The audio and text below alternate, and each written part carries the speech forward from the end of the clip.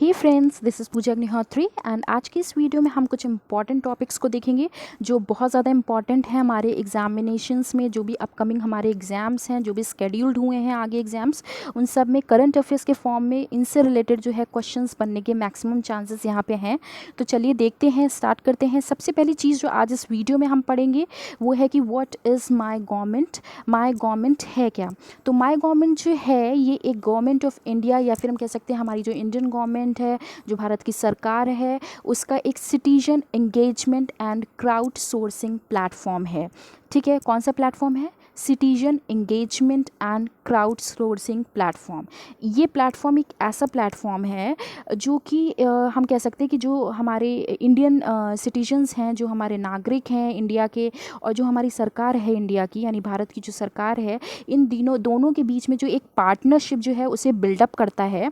और किसकी हेल्प से? टेक्नोलॉजी की हेल्प से। किस लिए? इंडिया की ग्रोथ और डेवलपमेंट के लिए। ठीक है, तो बेसिकली हम ये बोल सकते हैं कि it's a platform which builds partnership between the citizens and the government with the help of technology for the growth and development of India. यानी एक पार्टनरशिप को डेवलप करता है नागरिकों के बीच में, सरकार के बीच में, टेक्नोलॉजी की हेल्प से इंडिया की ग्रोथ और डेवलपमेंट के लिए। ठीक है, ये जो प्लेटफॉर्म है ये लॉन्च हुआ था 26 जुलाई 2014 को। और किसे इसने लॉन्च किया था?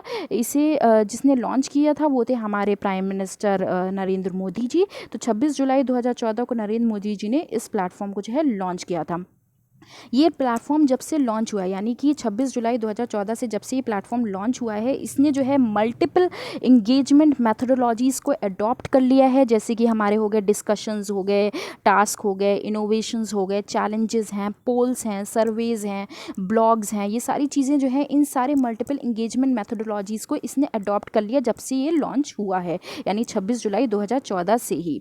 ठीक है, ये हम कह सकते हैं कि ये जो है एक तरह से इसका जो एम होता है वो होता है कि जो हमारे सिटीजन्स हैं, जो इंडियन सिटीजन्स हैं, उनको पॉलिसी मेकिंग, इंडिया की जो हमारी कंट्री की जो पॉलिसी मेकिंग है, जो गवर्नेंस है, उसमें उनके एक्टिव पार्टिसिपेशन को प्रमोट करना इसका एक तरह से मोटिव होता है, एक एम होता है। ठीक है, अब ये हम इन शॉर्ट हम ये कहें कि ये जो है हमारी कंट्री का जितना भी डिसीजन मेकिंग प्रोसेस है, जितना भी पॉलिसी मेकिंग प्रोसेस है, उसका ये एक अहम हिस्सा बन गया है, एक की पार्ट बन गया है। ठीक है, अब ये न्यूज़ में इस समय क्या है, क्यों है, इसका सबसे इम्पॉर्टेंट चीज़ है, ये याद रखिएगा। न्यूज़ में इस समय इसकी बात इसलिए वापस आई है क्योंकि रिसेंटली गोवा ने जो है वो my government citizen engagement platform को ज्वाइन किया है। ठीक है, इससे पहले भी 12 स्टेट्स हैं, ऐसे 12 स्टेट्स हैं हमारी कंट्री के जिन्होंने ऑलरेडी इस माई गवर्नमेंट प्लेटफॉर्म को लॉन्च कर रखा है। वो स्टेट्स कौन से हैं ये भी बहुत ज़्यादा इंपॉर्टेंट है। इन स्टेट्स के नेम्स को ज़रूर याद रखिएगा क्योंकि ये भी पूछा जा सकता है। ठीक है,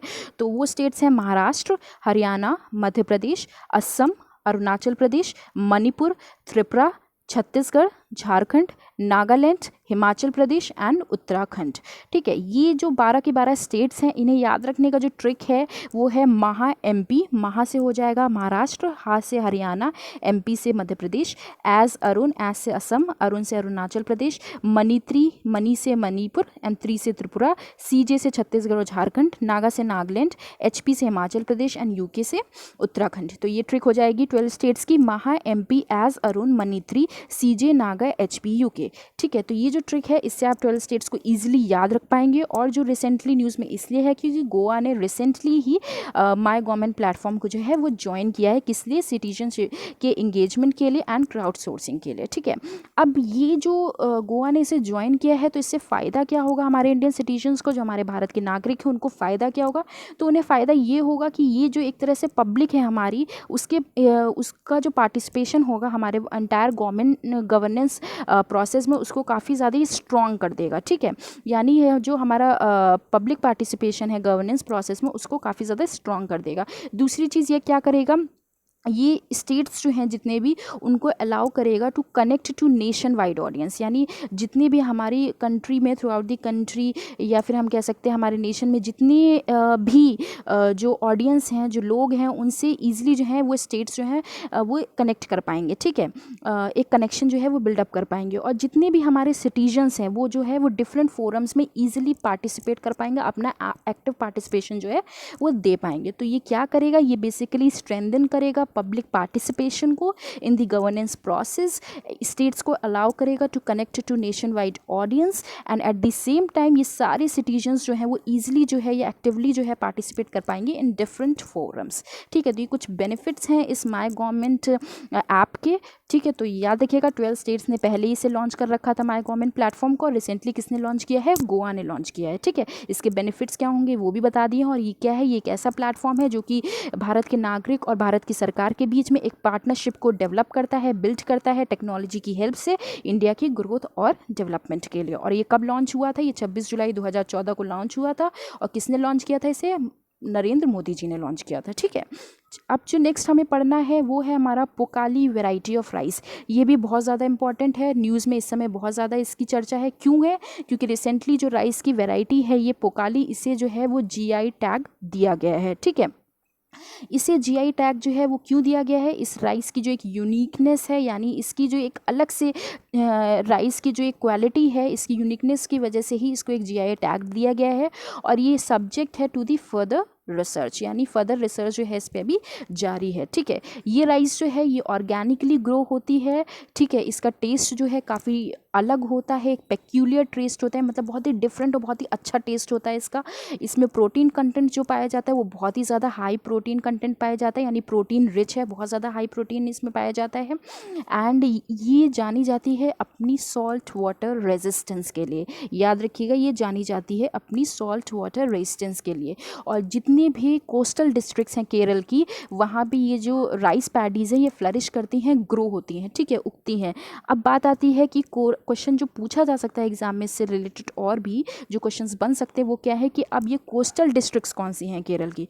तो याद रखिएगा, केरल की जो कोस्टल डिस्ट्रिक्ट्स हैं वो हैं एर्नाकुलम, ठीक है, थ्रिसुर एंड अलाप्पुझा। ठीक है, अलाप्पुझा। तो 3 डिस्ट्रिक्ट्स हैं केरल की जहाँ पे राइस पैडीज़ जो हैं फ्लरिश करती हैं, ग्रो करती हैं, उगती हैं, वो है एर्नाकुलम, थ्रिसुर एंड अलाप्पुझा। ठीक है, और ये जानी जाती है राइस अपनी सॉल्ट वाटर रेजिस्टेंस के लिए। अब इसमें एक फैक्ट और है बहुत इंपॉर्टेंट, कि हमारे जो किसान हैं वेस्ट बंगाल के, जितने भी फार्मर्स हैं वेस्ट बंगाल्स के, उन्होंने ये प्लान किया है कि वो ये जो राइस की वैरायटी है पोकाली वैरायटी, इसको यूज़ करेंगे, केरल से लेंगे, ताकि जो जितना भी उनके जो खेत हैं उनमें जितना भी क्राइसिस आया है, जितना भी नुकसान उनका हुआ है, ये जो सीवियर सी वाटर इंकर्जन हुआ था, जितनी भी राइस की फील्ड्स थी, जितने भी चावल के जो खेत थे, वहाँ पे जितना भी जो है वो प्रॉब्लम क्रिएट हुई है इस सी वाटर इंकर्जन की वजह से, ये जो अम्फान तूफान आया था, चक्रवात जो आया था, उसकी वजह से जितना भी डिस्ट्रक्शन हुआ है, जितनी भी फसल की जो है वो ख़राबी हुई है, उसको ओवरकम करने के लिए ये जो है ये जो राइस की वैरायटी है पोकाली, इसका यूज़ करेंगे। ठीक है, और ये किन एरियाज़ की पैडी फील्ड्स की बात हो रही है? सुंदरवन एरियाज़ की, वेस्ट बंगाल के सुंदरवन एरियाज़ की। ठीक है, अब एक चीज़ और इंपॉर्टेंट रखिएगा, याद रखिएगा कि बहुत इंपॉर्टेंट है, इससे रिलेटेड भी क्वेश्चन पूछा जा सकता है कि लेटेस्ट जो वैरायटी पोकाली राइस की जो इंट्रोड्यूस हुई है वो क्या है? वो है वाइटिला 11। ये लेटेस्ट वैरायटी है पोकाली राइस की, इसे याद रखिएगा। और इसे रिलीज़ किसने किया है? Kerala agricultural universities field station ने इसे रिलीज़ किया है। तो ये कुछ इंपॉर्टेंट टॉपिक्स थे, एग्जाम में इनसे रिलेटेड क्वेश्चंस पूछे जा सकते हैं। जितने भी मैंने बताए हैं, ज़रूरी नहीं है कि माई गवर्नमेंट जो प्लेटफॉर्म है इसे गोवा ने ज्वाइन किया है तो यही पूछा जाएगा कि किस स्टेट ने my government platform recently join किया, ऐसा नहीं है। ये भी पूछा जा सकता है वो कौन से 12 स्टेट हैं जिन्होंने ऑलरेडी लॉन्च कर रखा है माई गवर्नमेंट प्लेटफॉर्म को, या माई गवर्नमेंट प्लेटफॉर्म को ज्वाइन करने से या फिर किसी कोई स्टेट उसे ज्वाइन करता है तो जो इंडियन सिटीजन्स उन्हें क्या फ़ायदा होता है, ये भी पूछा जा सकता है। और माई गवर्नमेंट प्लेटफॉर्म का एम क्या होता है, ये भी पूछा जा सकता है। तो ये सारी चीज़ें आपको जो है वो याद रखनी होंगी, क्योंकि क्वेश्चन कहीं से कैसे भी बन सकता है, और वो सारी चीज़ें जिस तरह से क्वेश्चन बन सकता है मैंने आपको इस वीडियो में समझा दिया है अच्छे से। दूसरी चीज़ जो है कि ये GI टैग जो पोकाली वैरायटी ऑफ राइस को मिला है, ये किस लिए जानी जाती है? अपनी सॉल्ट वाटर रेजिस्टेंस के लिए जानी जाती है। जो केरल के जो कोस्टल डिस्ट्रिक्ट्स हैं वहाँ पर उगती है, फ्लरिश करती हैं राइस पैडीज़। वो डिस्ट्रिक्ट्स कौन सी हैं? एर्नाकुलम है, थ्रिसुर है और अलाप्पुझा है। ठीक है। और ये इसकी यूनिकनेस की वजह से, इसकी एक अलग मतलब वो कह सकते हैं अलग इसकी काबिलियत की वजह से, इस राइस की जो है अलग एक यूनिकनेस की वजह से इसको जीआई टैग दिया गया है। ऑर्गेनिकली ग्रो करती है और प्रोटीन में बहुत ज़्यादा हाई होती है ये, यानी बहुत ज़्यादा मात्रा में प्रोटीन इसमें पाया जाता है। उसका टेस्ट जो है बहुत डिफरेंट और बहुत ही अच्छा होता है। और इसकी जो लेटेस्ट वैरायटी अभी रिलीज़ हुई है, वो रिलीज़ की है Kerala agriculture university field station ने। और वो वैरायटी कौन सी है? वाइटला 11। ठीक है, तो ये कुछ इंपॉर्टेंट चीज़ें हैं, इसे याद रखिएगा, बहुत ज़्यादा इंपॉर्टेंट है from the examination point of view. तो चलिए मिलते हैं अपने नेक्स्ट वीडियो में एक नए टॉपिक के साथ। Till then bye bye, take care, thank you for watching my video, bye.